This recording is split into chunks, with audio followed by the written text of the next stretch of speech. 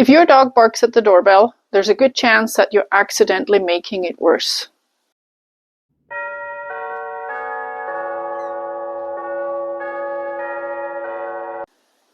This is what I teach instead, and it's a lot easier than you might think. I'm going to show you my simple step-by-step training plan to teach a calmer response to the doorbell using all positive methods. I'm also going to show you the common mistakes that actually make barking worse and how to avoid them. Make sure to watch till the end because I have 2 bonus tips I'm going to share with you to make this training go even faster. I'm Gisela Grieser. I'm a professional dog trainer and behavior consultant, and I'm making this video because I get asked by my own clients so many times to help them with their doorbell barking.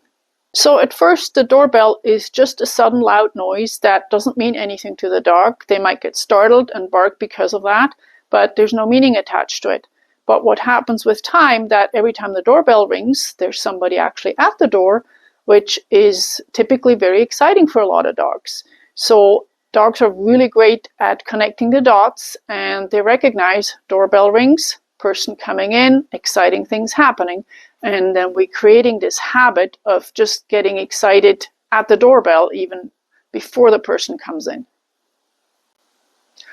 Over time, this usually gets worse, and it can easily expand to other noises like a doorbell on TV that might sound completely different than your own, or your phone ringing, or any other noises that have a similar sound to them.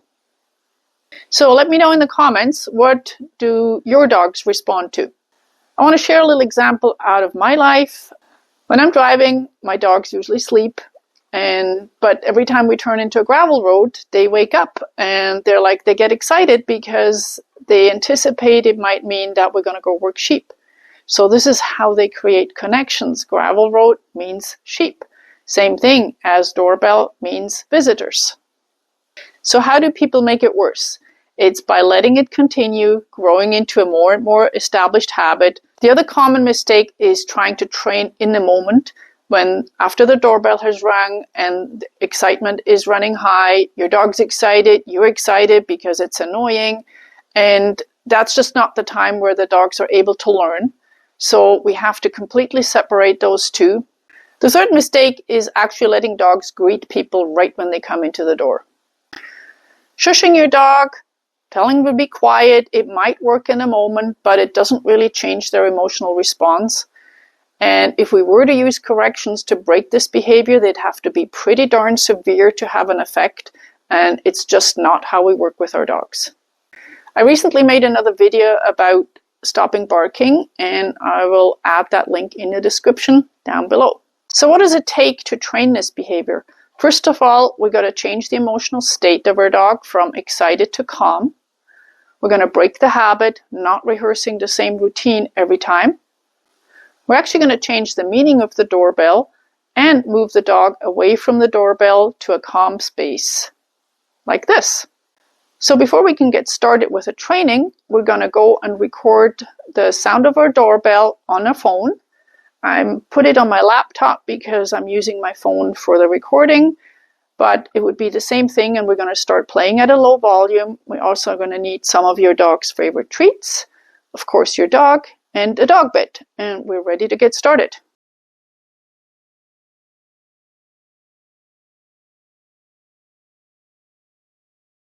Step 1, we're going to play the doorbell noise at a low volume and immediately drop a treat on the floor.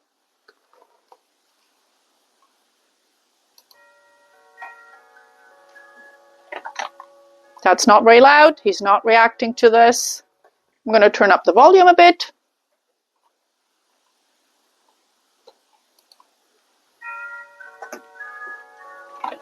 You can drop several treats on the floor, whatever it takes. And your dog is starting to associate that this noise means, oh, treats are happening. You're going to keep playing at this stage for as long as it takes for your dog to just stay calm, and you're going to drop treats on the ground. It helps them with a calm emotional state. The next step we're going to do, and we're going to feed on the bed. So we're going to have a designated space where we're going to deliver the food.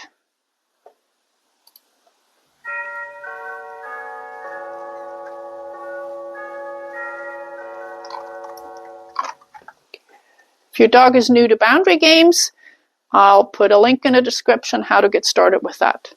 Okay?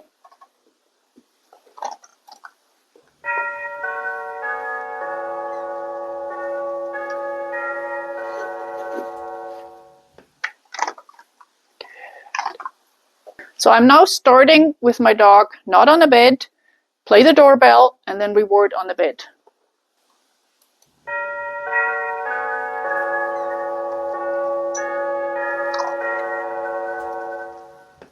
I'm not expecting him to go on the bed yet. That might take a few repetitions, but pretty soon, whenever he hears that sound, he's going to go to the bed and say, "Where's my cookies?"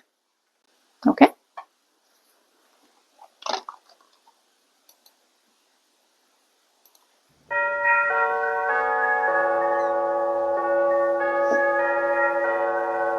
I just hesitated a moment there to see if he was going to go on the bed, but we'll probably have to play this just a little bit longer. I'll do one more. And I've gradually increased the volume a little bit with every rep. We can go up a bit more. Okay.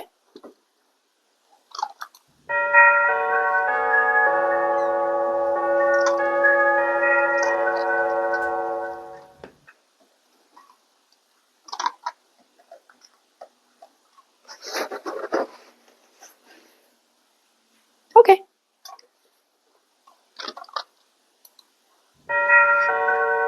Yes! Did you catch that? He just looked at the bed after he heard the sound. Not too picky about perfection at this stage, but he's just shown me that he's made a connection. And I haven't told him what to do so far. I can add a cue, go to your bed, hop it up, but whenever I can set it up so my dogs are making the right choices, this is when the real learning happens. Do one more. Okay. Oops. Yes. Good job. This is Davy's very first time training this, and he's got a good foundation for boundaries. That helps, but it doesn't matter if it takes your dog a few sessions to get there. It's fine as long as we're working in the right direction. I promised you 2 bonus tips. One of these actually I learned from a client.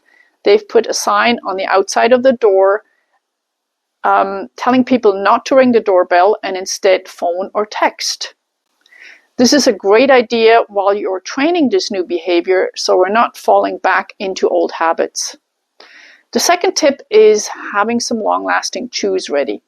You know, it could be a bully stick, a stuffed Kong, anything that lasts a little bit longer than just a couple of treats. And I would also recommend that you put your dog either in a crate, in a pen, in a separate room, or out in the backyard. When you know that people are coming, be prepared for the situation. Don't let it catch you off guard, because that's when we are excited, dogs are excited, and there's no learning happening for this. But a couple of sessions like this, and then you can gradually transition to having a helper ring the doorbell while you are doing the training with your dog away from the door.